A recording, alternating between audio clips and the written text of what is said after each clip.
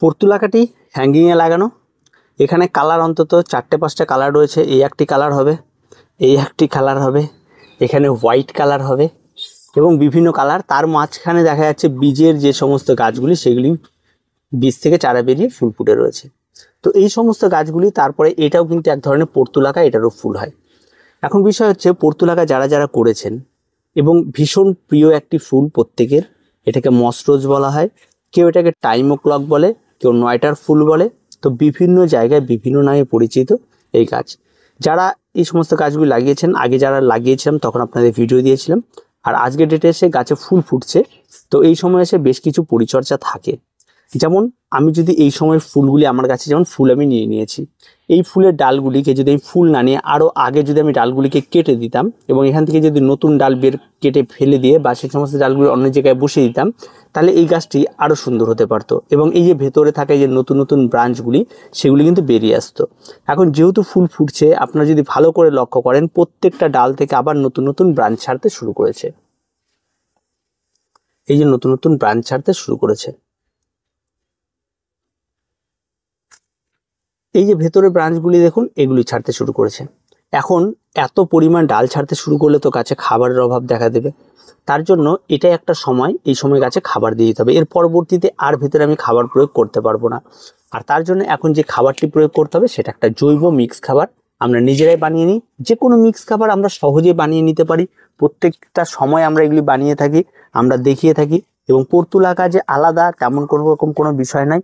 গাছের প্রথম পরিচর্যায় যেটা প্রয়োজন সেটা হচ্ছে খাবার। আর খাবারটি আমি আরেকবার বানিয়ে দিচ্ছি আপনাদের।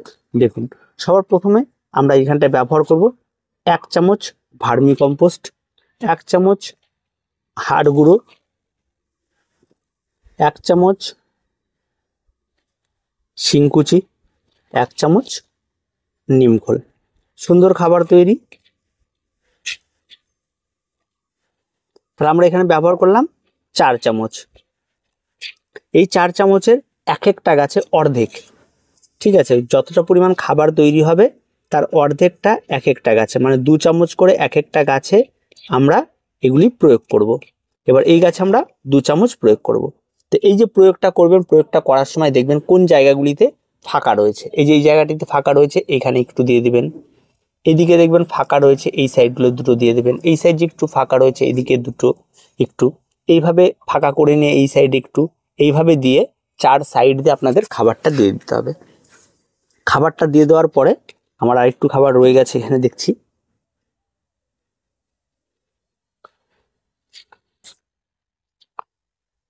বাকি খাবারটি আরও গাছ রয়েছে সেখানে। এবার এখন গাছে ফুল যদি আপনি বেশি নিতে চান, তাহলে আমি আবারও বলছি, বেশ কিছু ডাল ছেটে দিন। এই সমস্ত ডালগুলিকে ছেটে দিন। ছেটে দিয়ে গাছকে যে খাবার দিলেন, জল দিন, আরও নতুন ডাল বেরোবে, পুরো ঝাড় হয়ে যাবে।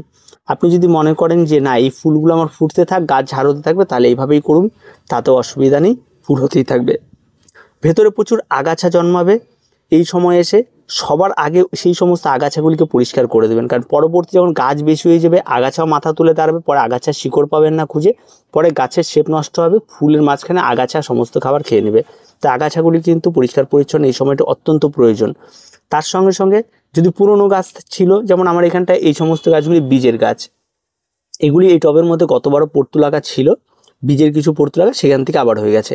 তাহলে এই সমস্ত গাছগুলিকে আমি কোনো রকমে তুলি না। তার কারণ কি, এগুলি ফুটবে সাইড দিয়ে, এগুলি মাঝখান দিয়ে ফুটবে, বিভিন্ন রং বেরঙের ফুল একসঙ্গে ফুটে থাকবে, দেখতে অত্যন্ত ভালো লাগবে।